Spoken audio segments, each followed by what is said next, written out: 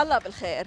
لعل القارة الآسيوية باتت اليوم محوراً للمنافسة الصينية الأمريكية، ومن دون شك فإن مجالها البحرية بات مركزاً للنزاعات المباشرة أو بالوكالة. الخطر والتنمية والمشروعية في السياسة البحرية لشرق آسيا، أمن البحار من أمن الدولة، كتاب لكريستيان وورث يقارب بعمق قضايا الأمن البحري في شرق آسيا والتحديات الداهمة. كيف تنظر دول شرق آسيا إلى البحر كمصدر للفرص والمخاطر على حد سواء؟ الصين كقوة بحرية عليا في المنطقة، هل تحاصر أمريكا خارج بحر الصين الجنوبي؟ هل تحاول الولايات المتحدة الأمريكية احتواء التمدد الصيني عبر تايوان؟ لماذا زار هنري كيسنجر بكين؟ هل بات التفاوض مع الصين حاجة ملحة لأمريكا؟ لماذا يتعين على الصين وروسيا قيادة إصلاح الحكم العالمي؟ وما يعني ذلك؟ ما هي استراتيجية الصين في الجنوب العالمي؟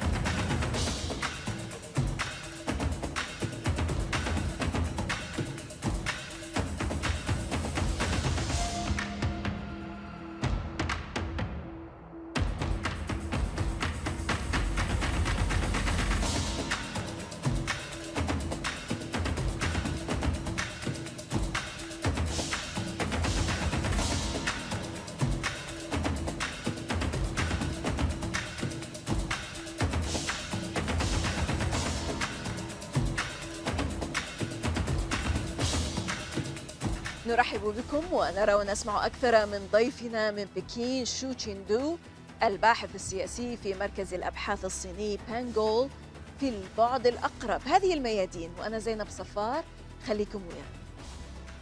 Xu Qindu, Chinese political analyst, TV host, writer and commentator, senior fellow at the Pangol Institution.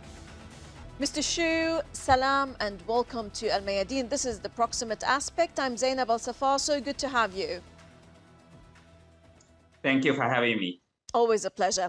Well, the maritime sphere is the center stage on which both regionalism and power shift unfold. In fact, about 60% of the maritime trade by volume passes through Asia, and about 1/3 goes through the South China Sea. Current dynamics in the Indo-Pacific region have given rise to intense geopolitical competition. Why has the maritime sphere, and in particular in this region, become imbued with increasing levels of danger? It's a good question. If you look at Asia right now, probably two, I would say, hotspots. One is the South China Sea, the other being Taiwan. It all has something to do with the United States and China. So in nature, I would describe that as a relationship between China and the US. So it's really a consequence of the evolvement of China-US relationship from one of engagement to now a confrontational one, in which the U.S. has introduced the policies for, you can vividly describe them as trade war, tech war, or disinformation war, or narrative war against China. Exactly. So you have, increasingly more assertive, sometimes I would say aggressive behavior by the U.S. to navigate their aircraft carrier and war ships in South China Sea, and sending more weapons to Taiwan. Measures like this to challenge the rise of China, or using their own words to counterize the rise of China. Right.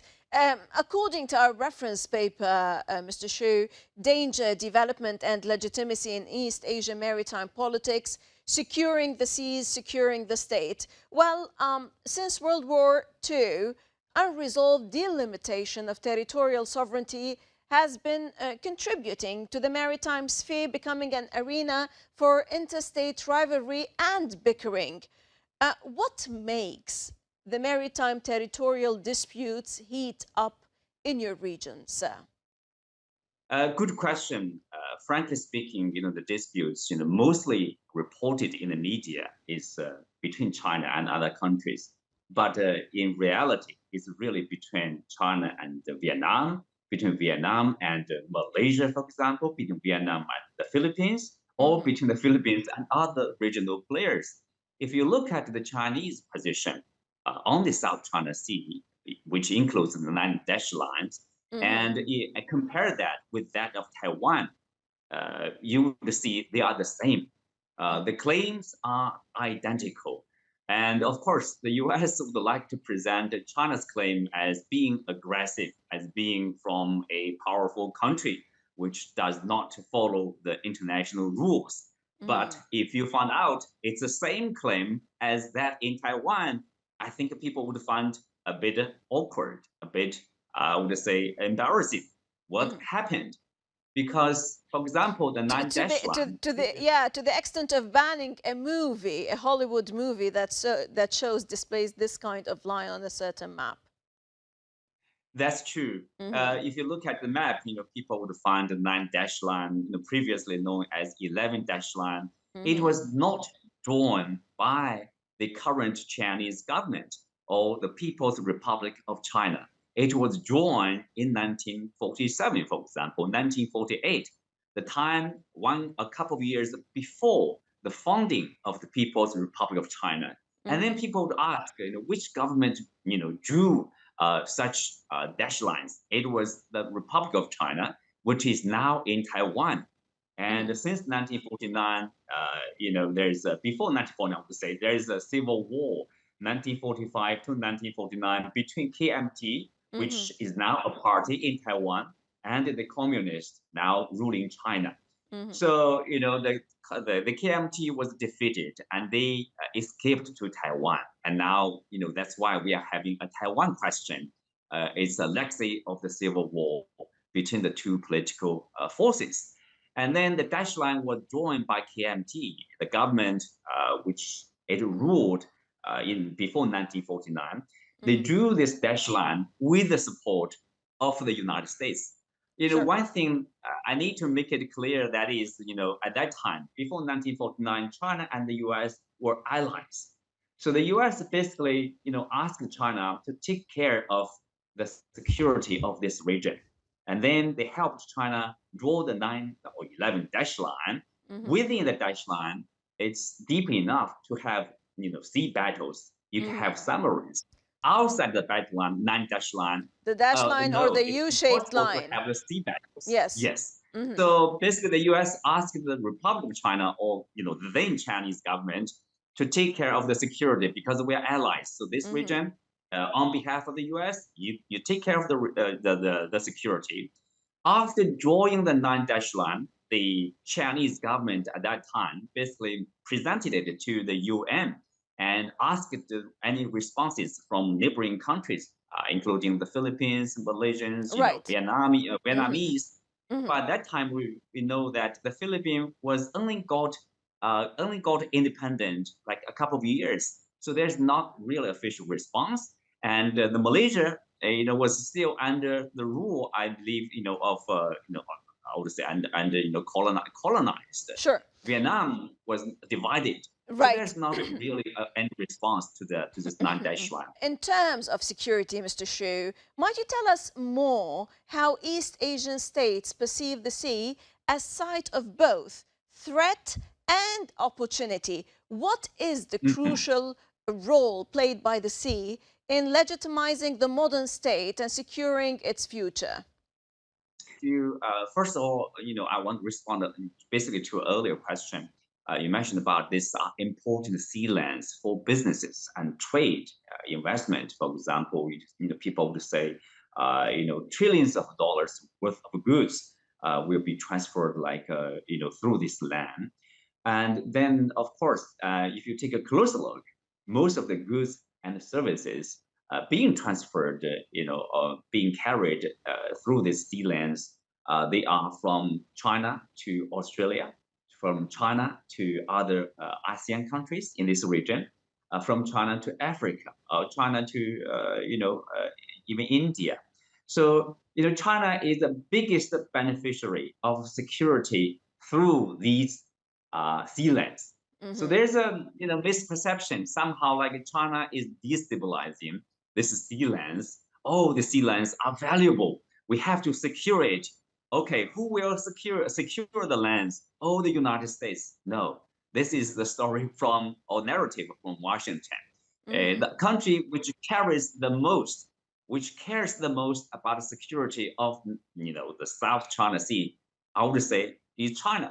Hmm. China, or at least China is Uh, one of the countries Here, which cares very much about the yes. security. Yes, Mr. Xu, allow me here to ask you, you're talking about the US and its perspective when it comes to China in this particular region and the South China Sea. A report published by the Wall Street Journal uncovers that Beijing is becoming the dominant force in the South China Sea, through which, as you said, trillions of dollars in trade passes each year. Is China's economic security closely tied to the South China Sea, and has Beijing boxed Washington out of the South China Sea, please?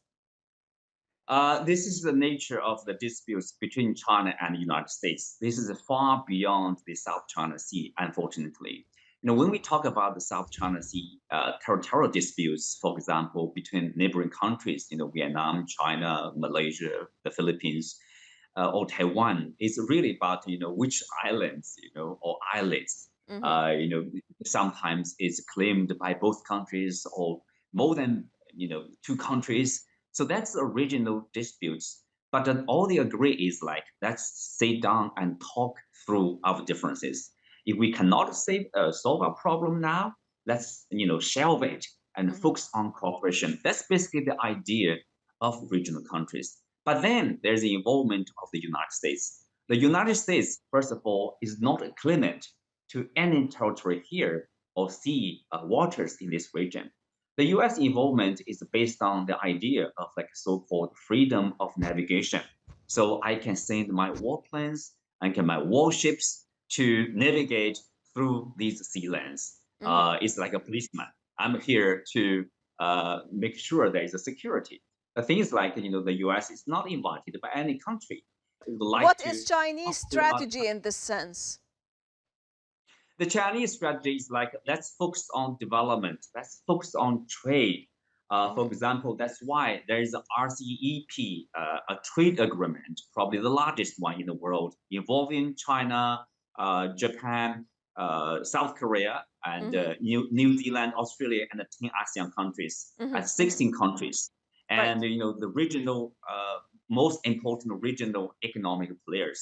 So Hmm. that's in the benefits of every country to see peace and stability, Sure. because you see barriers will be removed for Right. trade and investment, for the freedom of the movement of people and goods. So everybody will benefit from such I would say, such a trade agreement. In that sense, that will secure the Sure. economic interests of every country. Right, sure. The Taiwan question is a focal issue of China's core interest, the most consequential issue and the most pronounced risk in China-US relations, according, of course, to the Chinese Defense Ministry. Is the US trying to contain China through Taiwan?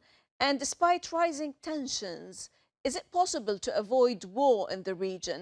Have they not learned from the lessons from Ukraine yet?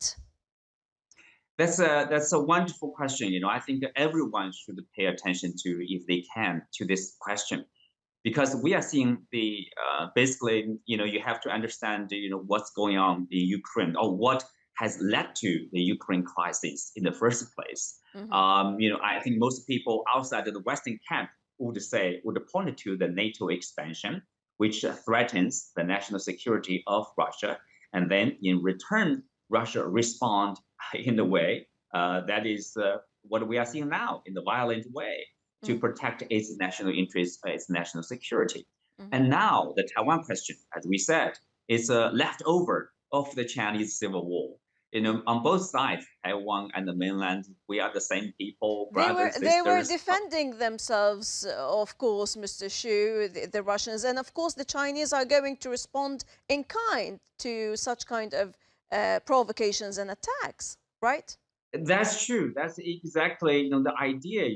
For most of the Chinese people, I mean, because that's the core of the Chinese core interest. That's Hmm. national sovereignty and the national territorial integrity. True. And China, if you look at history, it has always paid the highest attention to national unification. That's Right. our idea. Hmm. So the U.S. right now is doing. If you look at the official establishment of the foreign relationship between Beijing and Washington in the 1979, for example, basically there are three communiques serving the foundation of this bilateral relationship. That is, and the one of the focal, question is the Taiwan question.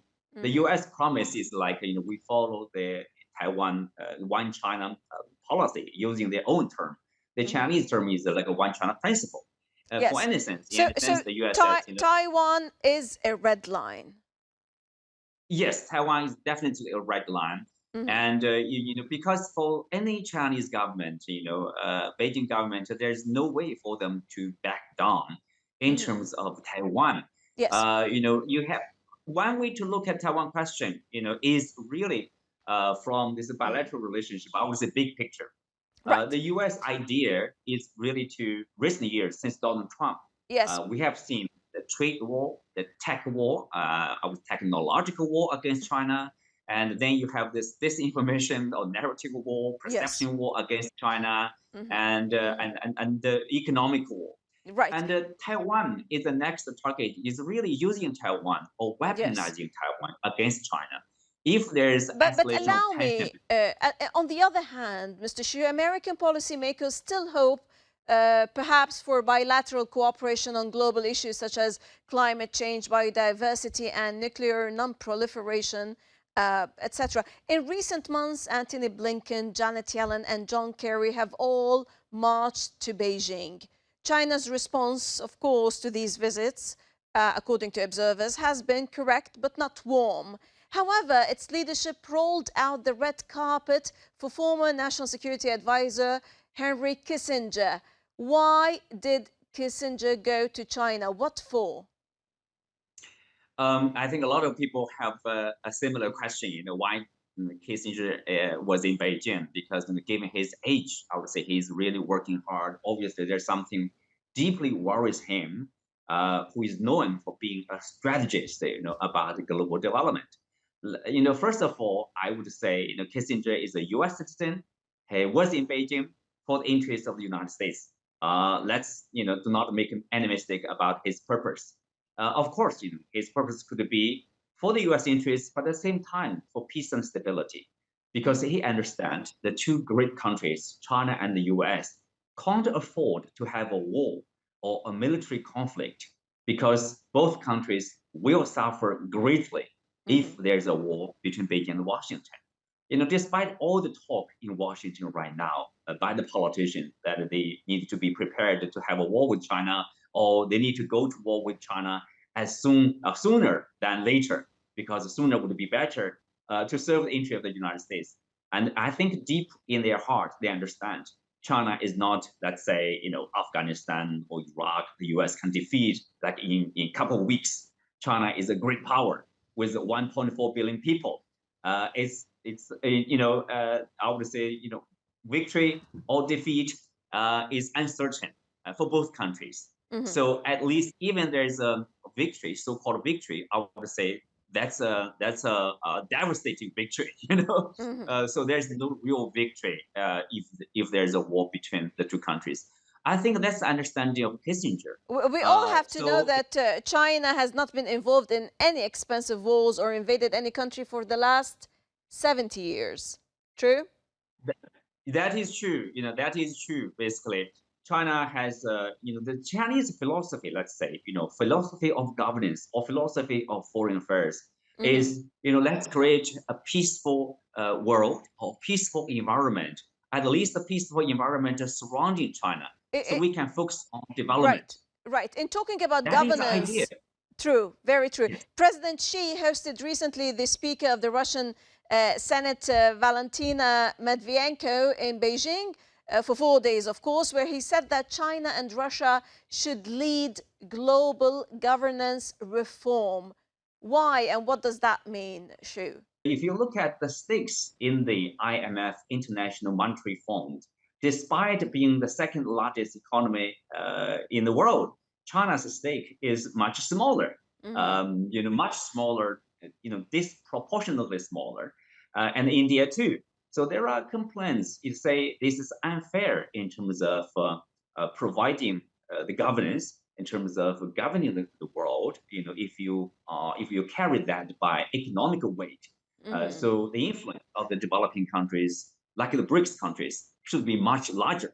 But in the existing institutions, there's no way for them to speak out or no way to exercise that kind of influence.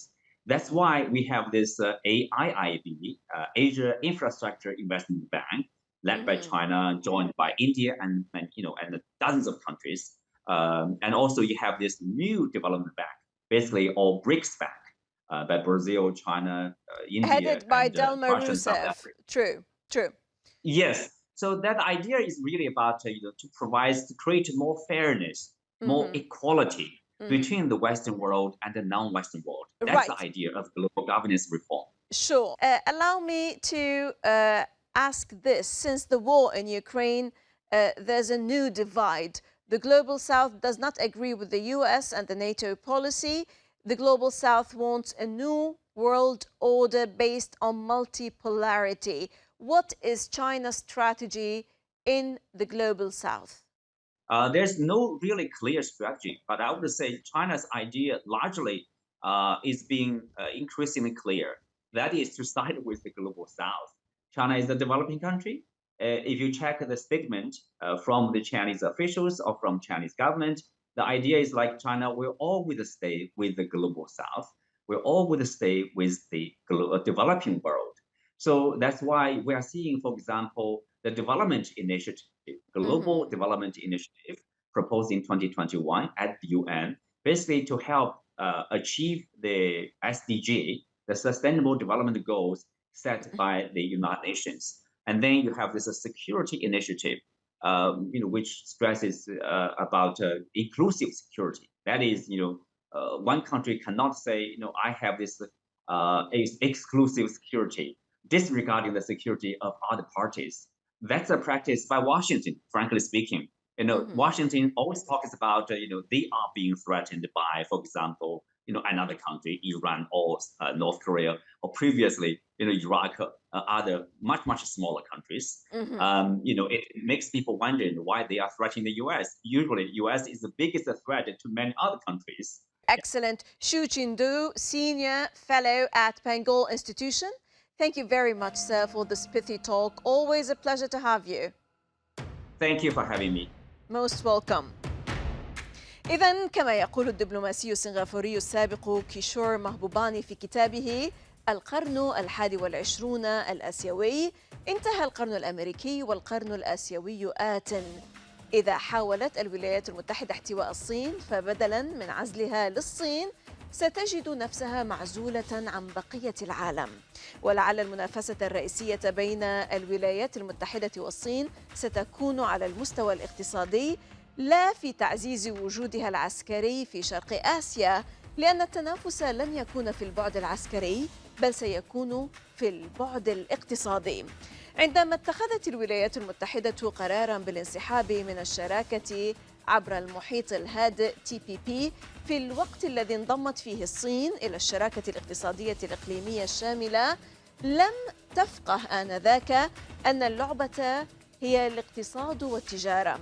من خلال عدم المشاركة في هذه الاتفاقيات التجارية عبر المحيط الهادئ، كانت الولايات المتحدة تمنح الصين في الواقع أفضلية في المنافسة الاقتصادية الرئيسية. اليوم المخاطر أعلى من أي وقت مضى، ولكن هل تفكر الإدارة الأمريكية في هذا الأمر عندما تشرع بخفة دعمها لمشاريع استفزازية وعدائية؟ وهل يدخل احتمال الفشل في وعيها؟ من كل الميادين، سلاما وتحية، في مان الله.